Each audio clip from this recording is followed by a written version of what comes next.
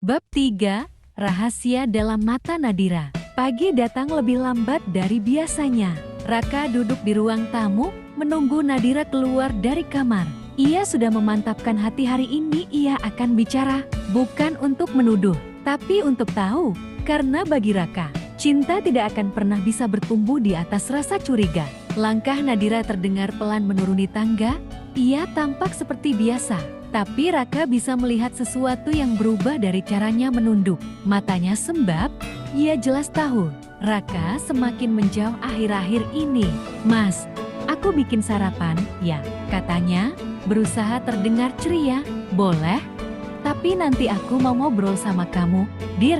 Nadira menghentikan langkah, bahunya menegang sejenak, lalu ia tersenyum tipis, pura-pura tidak merasa takut. "Oke, Mas." Sarapan yang dingin, meja makan yang biasanya jadi tempat canda, kini seperti ruang interogasi. Nadira duduk di seberang Raka, tapi tak sanggup menatapnya lama-lama. Raka mengambil napas pelan. "Aku nggak tahu harus mulai dari mana," ucap Raka. "Katakan saja," bisik Nadira. "Sejak malam pertama, aku ngerasa ada yang ganjil, Dir.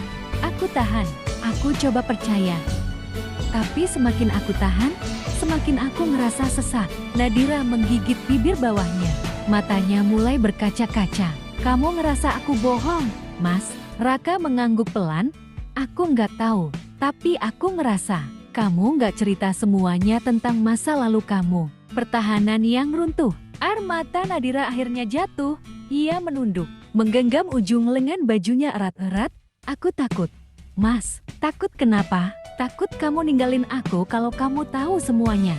Raka merasakan dadanya ditusuk kalimat itu. Ia mencondongkan tubuh ke depan, menggenggam tangan Nadira. "Aku bukan orang suci, Dir. Tapi aku janji, aku akan dengar. Aku cuma mau tahu kamu beneran jujur sama aku." Nadira menutup matanya. Suaranya gemetar. "Aku bukan perempuan yang bersih, Mas." Cerita dimulai. Nadira mulai bercerita dengan suara tercekat. "Waktu SMA, aku pernah pacaran, bodohnya aku percaya sama omongannya. Aku kira dia serius, tapi ternyata dia cuma main-main. Aku kehilangan sesuatu yang seharusnya aku jaga." Raka terdiam. Nadira melanjutkan, "Aku bukan korban pemerkosaan, Mas. Aku salah, aku ikut salah, dan aku tahu aku nggak layak buat kamu. Kenapa kamu nggak cerita dari awal?"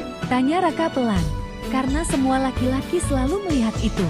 Semua laki-laki cuma mau yang utuh, dan aku takut kamu akan berubah." Reaksi Raka, di dalam kepala Raka, ribuan suara berdesakan. Ia marah, ia kecewa. Tapi di sisi lain, ia melihat perempuan yang menangis di hadapannya bukanlah perempuan jahat. Ia hanyalah seseorang yang pernah tersesat, lalu mencoba memperbaiki diri. "Kenapa kamu masih mau nikah?" "Karena aku pikir aku bisa melupakan masa lalu, tapi ternyata aku salah." Raka menghela nafas panjang. Ia berdiri, melangkah keluar rumah tanpa berkata apa-apa. Nadira tidak mengejar. Ia hanya diam, sambil menangis dalam sunyi. Hari yang panjang, Raka berjalan tanpa arah. Ia mampir ke masjid, duduk di bawah pohon besar, menatap langit. Perasaannya campur aduk. Di satu sisi, ia merasa dikhianati. Di sisi lain, ia sadar Nadira tidak berbohong karena jahat, tapi karena takut ditolak. Fadli kembali muncul di benaknya. Ia lalu mengirim pesan, "Bro, gue perlu ketemu sekarang." Nasihat yang mengubah segalanya.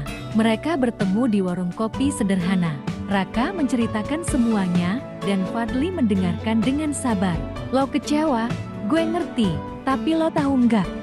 Kak, lo sekarang lagi diuji, bukan soal masa lalu istri lo, tapi soal cara lo mencintai. Tapi gue berhak tahu dari awal." "Iya, lo berhak. Tapi kalau lo ada di posisi dia, lo yakin bakal berani jujur? Lo yakin bakal diterima?" Raka terdiam. Fadli menatapnya serius. "Lo udah nikah, artinya lo udah milih untuk jadi rumah buat dia. Lo mau hancurin rumah itu karena satu kesalahan di masa lalu yang udah dia sesali." Akhir bab 3, malam itu, Raka pulang. Ia mendapati Nadira duduk di ruang tamu, memegang mukena, baru selesai sholat. Wajahnya sembab, tapi matanya tak lagi penuh ketakutan. Ia terlihat siap menerima apapun keputusan Raka. Raka duduk di hadapannya, lalu berkata, "Aku belum bisa bilang aku baik-baik aja. Tapi satu hal yang aku tahu pasti, aku nggak mau kehilangan kamu, Dir." Nadira menangis, kali ini bukan karena takut, tapi karena ia tahu suaminya bukan lelaki biasa. Bersambung ke bab 4, luka yang belum sembuh.